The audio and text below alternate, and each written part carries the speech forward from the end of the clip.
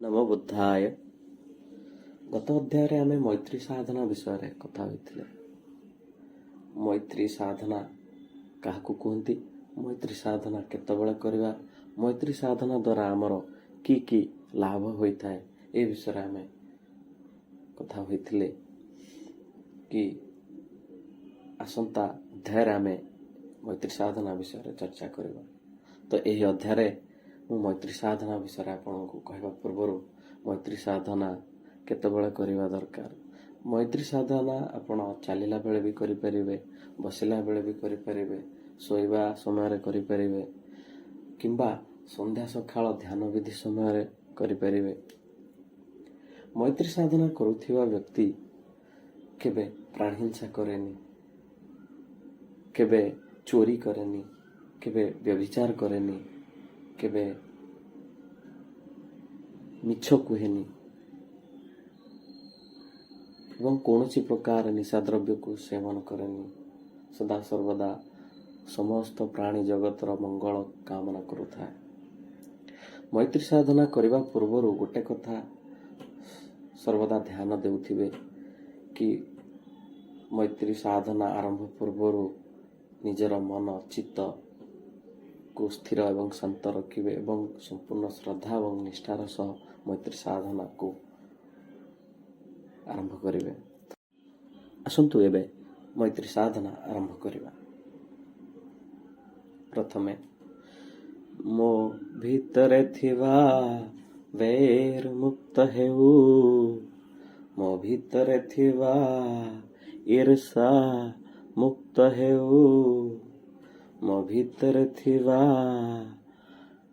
ହିଂସା ମୁକ୍ତ ହେଉ, ମୋ ଭିତରେ ଥିବା କ୍ରୋଧ ମୁକ୍ତ ହେଉ, ମୁଁ ମାନସିକ ଏବଂ ଶାରୀରିକ ଦୁଃଖ ପୀଡ଼ାରୁ ମୁକ୍ତ ହୁଏ, ମୁଁ ସଦା ସୁସ୍ଥ ରୁହେ, ମୁଁ ସଦା ରୋଗମୁକ୍ତ ରୁହେ, ମୋର ମଙ୍ଗଳ ହେଉ, ମୋର କଲ୍ୟାଣ ହେଉ, ମୁଁ ସଦା ସୁଖରେ ରୁହେ, ମୁଁ ସଦା ସମସ୍ତ ପ୍ରକାର ଦୁଃଖରୁ ମୁକ୍ତ ହୁଏ। ସେହିପରି ମୋ ଆଖପାଖରେ ଥିବା ସମସ୍ତ ପ୍ରାଣୀଙ୍କର ବୈର ମୁକ୍ତ ହେଉ, ଈର୍ଷା ମୁକ୍ତ ହେଉ, କ୍ରୋଧ ମୁକ୍ତ ହେଉ, ମାନସିକ ଏବଂ ଶାରୀରିକ ଦୁଃଖ ପୀଡ଼ାରୁ ସମସ୍ତେ ମୁକ୍ତ ହୁଅନ୍ତୁ, ସମସ୍ତେ ରୋଗମୁକ୍ତ ରୁହନ୍ତୁ, ସମସ୍ତେ ସୁସ୍ଥ ରୁହନ୍ତୁ, ସମସ୍ତଙ୍କର ମଙ୍ଗଳ ହେଉ, ସମସ୍ତଙ୍କର କଲ୍ୟାଣ ହେଉ, ସମସ୍ତେ ସଦା ସୁଖରେ ରୁହନ୍ତୁ, ସମସ୍ତ ପ୍ରକାର ଦୁଃଖରୁ ସମସ୍ତେ ମୁକ୍ତ ହୁଅନ୍ତୁ।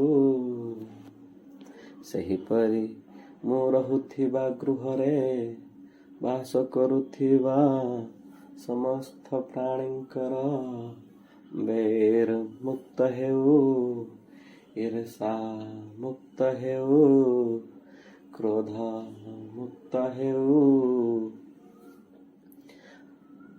ସମସ୍ତେ ମାନସିକ ଏବଂ ଶାରୀରିକ ଦୁଃଖ ପୀଡ଼ାରୁ ମୁକ୍ତ ହୁଅନ୍ତୁ, ସମସ୍ତେ ରୋଗମୁକ୍ତ ରୁହନ୍ତୁ, ସମସ୍ତେ ସୁସ୍ଥ ରୁହନ୍ତୁ, ସମସ୍ତଙ୍କର ମଙ୍ଗଳ ହେଉ, ସମସ୍ତଙ୍କର କଲ୍ୟାଣ ହେଉ, ସମସ୍ତେ ସଦା ସୁଖରେ ରୁହନ୍ତୁ, ସମସ୍ତ ପ୍ରକାର ଦୁଃଖରୁ ସମସ୍ତେ ମୁକ୍ତ ହୁଅନ୍ତୁ।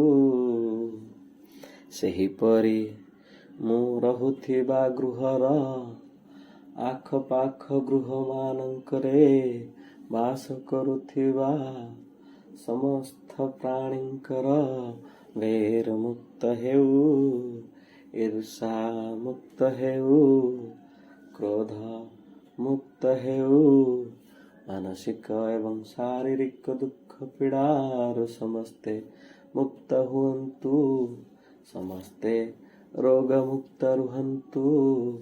ସମସ୍ତେ ସୁସ୍ଥ ରୁହନ୍ତୁ। ସମସ୍ତଙ୍କର ମଙ୍ଗଳ ହେଉ।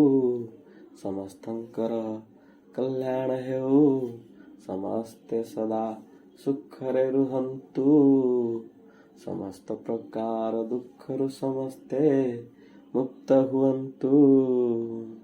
ସେହିପରି ମୁଁ ରହୁଥିବା ଗ୍ରାମରେ ବାସ କରୁଥିବା ସମସ୍ତ ପ୍ରାଣୀଙ୍କର ବୈର ମୁକ୍ତ ହେଉ। ଈର୍ଷା ମୁକ୍ତ ହେଉ। କ୍ରୋଧ ମୁକ୍ତ ହେଉ। ମାନସିକ ଏବଂ ଶାରୀରିକ ଦୁଃଖ ପୀଡ଼ାରୁ ସମସ୍ତେ ମୁକ୍ତ ହୁଅନ୍ତୁ। ସମସ୍ତେ ରୋଗମୁକ୍ତ ରୁହନ୍ତୁ। ସମସ୍ତେ ସୁସ୍ଥ ରୁହନ୍ତୁ। ସମସ୍ତଙ୍କର ମଙ୍ଗଳ ହେଉ। ସମସ୍ତଙ୍କର କଲ୍ୟାଣ ହେଉ। ସମସ୍ତେ ସଦା ସୁଖରେ ରୁହନ୍ତୁ। ସମସ୍ତ ପ୍ରକାର ଦୁଃଖରୁ ସମସ୍ତେ ମୁକ୍ତ ହୁଅନ୍ତୁ। ସେହିପରି ମୁଁ ରହୁଥିବା ଜିଲ୍ଲାରେ ବାସ କରୁଥିବା ସମସ୍ତ ପ୍ରାଣୀଙ୍କର ବୈର ମୁକ୍ତ ହେଉ। ଈର୍ଷା ମୁକ୍ତ ହେଉ। କ୍ରୋଧ ମୁକ୍ତ ହେଉ। ମାନସିକ ଏବଂ ଶାରୀରିକ ଦୁଃଖ ପୀଡ଼ାରୁ ସମସ୍ତେ ମୁକ୍ତ ହୁଅନ୍ତୁ। ସମସ୍ତେ ରୋଗମୁକ୍ତ ରୁହନ୍ତୁ। ସମସ୍ତେ ସୁସ୍ଥ ରୁହନ୍ତୁ। ସମସ୍ତଙ୍କର ମଙ୍ଗଳ ହେଉ। ସମସ୍ତଙ୍କର କଲ୍ୟାଣ ହେଉ। ସମସ୍ତେ ସଦା ସୁଖରେ ରୁହନ୍ତୁ। ସମସ୍ତ ପ୍ରକାର ଦୁଃଖରୁ ସମସ୍ତେ ମୁକ୍ତ ହୁଅନ୍ତୁ। ସେହିପରି ମୁଁ ରହୁଥିବା ରାଜ୍ୟରେ ବାସ କରୁଥିବା ସମସ୍ତ ପ୍ରାଣୀଙ୍କର ବୈର ମୁକ୍ତ ହେଉ। ଈର୍ଷା ମୁକ୍ତ ହେଉ। କ୍ରୋଧ ମୁକ୍ତ ହେଉ। ମାନସିକ ଏବଂ ଶାରୀରିକ ଦୁଃଖ ପୀଡ଼ାରୁ ସମସ୍ତେ ମୁକ୍ତ ହୁଅନ୍ତୁ। ସମସ୍ତେ ରୋଗମୁକ୍ତ ରୁହନ୍ତୁ। ସମସ୍ତେ ସୁସ୍ଥ ରୁହନ୍ତୁ। ସମସ୍ତଙ୍କର ମଙ୍ଗଳ ହେଉ। ସମସ୍ତଙ୍କର କଲ୍ୟାଣ ହେଉ। ସମସ୍ତେ ସଦା ସୁଖରେ ରୁହନ୍ତୁ। ସମସ୍ତ ପ୍ରକାର ଦୁଃଖରୁ ସମସ୍ତେ ମୁକ୍ତ ହୁଅନ୍ତୁ। ସେହିପରି ମୁଁ ରହୁଥିବା ଦେଶରେ ବାସ କରୁଥିବା ସମସ୍ତ ପ୍ରାଣୀଙ୍କର ବୈର ମୁକ୍ତ ହେଉ। ଈର୍ଷା ମୁକ୍ତ ହେଉ। କ୍ରୋଧ ମୁକ୍ତ ହେଉ। ମାନସିକ ଏବଂ ଶାରୀରିକ ଦୁଃଖ ପୀଡ଼ାରୁ ସମସ୍ତେ ମୁକ୍ତ ହୁଅନ୍ତୁ। ସମସ୍ତେ ରୋଗମୁକ୍ତ ରୁହନ୍ତୁ। ସମସ୍ତେ ସୁସ୍ଥ ରୁହନ୍ତୁ। ସମସ୍ତଙ୍କର ମଙ୍ଗଳ ହେଉ। ସମସ୍ତଙ୍କର କଲ୍ୟାଣ ହେଉ। ସମସ୍ତେ ସଦା ସୁଖରେ ରୁହନ୍ତୁ। ସମସ୍ତ ପ୍ରକାର ଦୁଃଖରୁ ସମସ୍ତେ ମୁକ୍ତ ହୁଅନ୍ତୁ। ସେହିପରି ମୁଁ ରହୁଥିବା ପୃଥିବୀ ପୃଷ୍ଠରେ ଥିବା ସମସ୍ତ ପ୍ରାଣୀଙ୍କର ବୈର ମୁକ୍ତ ହେଉ। ଈର୍ଷା ମୁକ୍ତ ହେଉ। ରାଗ ମୁକ୍ତ ହେଉ। ଦ୍ୱେଷ ମୁକ୍ତ ହେଉ। କ୍ରୋଧ ମୁକ୍ତ ହେଉ। ମାନସିକ ଏବଂ ଶାରୀରିକ ଦୁଃଖ ପୀଡ଼ାରୁ ସମସ୍ତେ ମୁକ୍ତ ହୁଅନ୍ତୁ। ସମସ୍ତେ ରୋଗମୁକ୍ତ ରୁହନ୍ତୁ।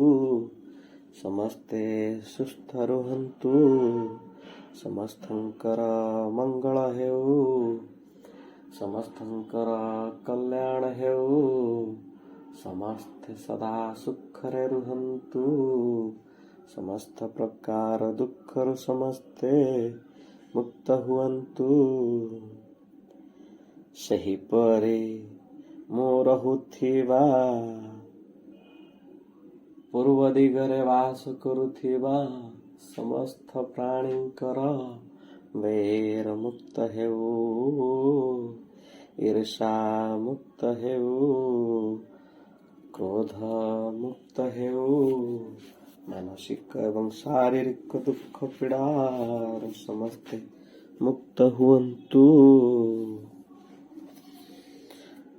ସମସ୍ତେ ରୋଗ ମୁକ୍ତ ରୁହନ୍ତୁ, ସମସ୍ତେ ସୁସ୍ଥ ରୁହନ୍ତୁ, ସମସ୍ତଙ୍କର ମଙ୍ଗଳ ହେଉ, ସମସ୍ତଙ୍କର କଲ୍ୟାଣ ହେଉ, ସମସ୍ତେ ସଦା ସୁଖରେ ରୁହନ୍ତୁ, ସମସ୍ତ ପ୍ରକାର ଦୁଃଖରୁ ସମସ୍ତେ ମୁକ୍ତ ହୁଅନ୍ତୁ। ସେହିପରି ମୋର ଉତ୍ତର ଦିଗରେ ଥିବା ସମସ୍ତ ପ୍ରାଣୀଙ୍କର ବୈର ମୁକ୍ତ ହେଉ, ଈର୍ଷା ମୁକ୍ତ ହେଉ, କ୍ରୋଧ ମୁକ୍ତ ହେଉ, ମାନସିକ ଏବଂ ଶାରୀରିକ ଦୁଃଖ ପୀଡ଼ାରୁ ସମସ୍ତେ ମୁକ୍ତ ହୁଅନ୍ତୁ। ସମସ୍ତେ ରୋଗ ମୁକ୍ତ ରୁହନ୍ତୁ, ସମସ୍ତେ ସୁସ୍ଥ ରୁହନ୍ତୁ, ସମସ୍ତଙ୍କର ମଙ୍ଗଳ ହେଉ, ସମସ୍ତଙ୍କର କଲ୍ୟାଣ ହେଉ, ସମସ୍ତେ ସଦା ସୁଖରେ ରୁହନ୍ତୁ, ସମସ୍ତ ପ୍ରକାର ଦୁଃଖରୁ ସମସ୍ତେ ମୁକ୍ତ ହୁଅନ୍ତୁ। ସେହିପରି ମୋର ପଶ୍ଚିମ ଦିଗରେ ଥିବା ସମସ୍ତ ପ୍ରାଣୀଙ୍କର ବୈର ମୁକ୍ତ ହେଉ, ଈର୍ଷା ମୁକ୍ତ ହେଉ, କ୍ରୋଧ ମୁକ୍ତ ହେଉ, ମାନସିକ ଏବଂ ଶାରୀରିକ ଦୁଃଖ ପୀଡ଼ାରୁ ସମସ୍ତେ ମୁକ୍ତ ହୁଅନ୍ତୁ। ସମସ୍ତେ ରୋଗ ମୁକ୍ତ ରୁହନ୍ତୁ, ସମସ୍ତେ ସୁସ୍ଥ ରୁହନ୍ତୁ, ସମସ୍ତଙ୍କର ମଙ୍ଗଳ ହେଉ, ସମସ୍ତଙ୍କର କଲ୍ୟାଣ ହେଉ, ସମସ୍ତେ ସଦା ସୁଖରେ ରୁହନ୍ତୁ, ସମସ୍ତ ପ୍ରକାର ଦୁଃଖରୁ ସମସ୍ତେ ମୁକ୍ତ ହୁଅନ୍ତୁ। ସେହିପରି ମୋର ଦକ୍ଷିଣ ଦିଗରେ ଥିବା ସମସ୍ତ ପ୍ରାଣୀଙ୍କର ବୈର ମୁକ୍ତ ହେଉ, ଈର୍ଷା ମୁକ୍ତ ହେଉ, କ୍ରୋଧ ମୁକ୍ତ ହେଉ, ମାନସିକ ଏବଂ ଶାରୀରିକ ଦୁଃଖ ପୀଡ଼ାରୁ ସମସ୍ତେ ମୁକ୍ତ ହୁଅନ୍ତୁ।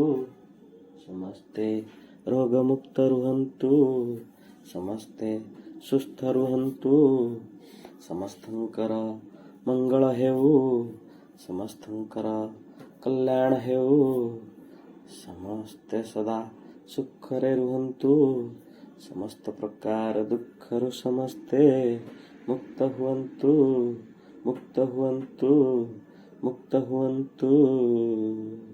ନମୋ ବୁଦ୍ଧାୟ। ଏହିପରି ଭାବରେ ସଚିତ ମନରେ ଯଦି ଆମେ ପ୍ରତ୍ୟେକ ଦିନ ମୈତ୍ରୀ ସାଧନାର ଅଭ୍ୟାସ କରିବା, ତାହେଲେ ନିଶ୍ଚୟ ଦିନେ ନା ଦିନେ ଆମକୁ ଶୁଭ ଫଳ ମିଳିବ। ଏହି ଅଭ୍ୟାସ ଦ୍ୱାରା ଆମ ମନରୁ ସମସ୍ତ ପ୍ରକାର ନକାରାତ୍ମକ ଚିନ୍ତାଧାରା ଏବଂ ଅକୁଶଳ କାର୍ଯ୍ୟ, ଅନୀତି କର୍ମ ସବୁ ଦୂରେଇ ଯିବ। ଧୀରେ ଧୀରେ ଆମ ଜୀବନକୁ କୁଶଳ କର୍ମ ଆଉ କୁଶଳ ଧର୍ମ ଆମ ଜୀବନରେ ଆସିବ। ଆମେ ସୁଖ ଶାନ୍ତିରେ ଜୀବନ ଯାପନ କରିବା ଏବଂ ସମସ୍ତ ପ୍ରାଣୀ ଜଗତ ପାଇଁ ମଧ୍ୟ ଏହା ମଙ୍ଗଳ ହେବ ଆଉ କଲ୍ୟାଣ ମଧ୍ୟ ହେବ। ସମସ୍ତେ ସୁଖ ଶାନ୍ତିରେ ରହିବେ। ଏ ଅଭ୍ୟାସ କେତେ ଦୂର ସତ କେତେ ଦୂର ମିଛ ଅବଶ୍ୟ ମୁଁ ଜାଣିନି, କିନ୍ତୁ ଏହା ଶୁଣିଲା ପରେ, ଏହାକୁ ଜାଣିଲା ପରେ, ଏହାକୁ କଲା ପରେ ଗୋଟେ ଅଲଗା ପ୍ରକାର ଚିନ୍ତାଧାରା ଆସିଯାଉଛି ମନରେ। ହଁ, ନିହାତି ଭାବେ ଏଇଟା ହୋଇପାରିବ ଯଦି ଆମେ ସଚିତ ମନରେ ଏବଂ ଶ୍ରଦ୍ଧା ନିଷ୍ଠାର ସହ ଆମେ କରିବା, ତାହେଲେ ନିଶ୍ଚୟ ଆମେ ସଫଳ ହେବା ଆଉ ମୈତ୍ରୀ କରୁଣାରେ ଏ ସାରା ଜଗତକୁ ଭରିଦେବା। ସମସ୍ତଙ୍କ ପ୍ରତି ସ୍ନେହ ଶ୍ରଦ୍ଧାର ସହ ଜୀବନ ଯାପନ କରିବେ। ନମୋ ବୁଦ୍ଧାୟ। ସାଧୁ ସାଧୁ ସାଧୁ।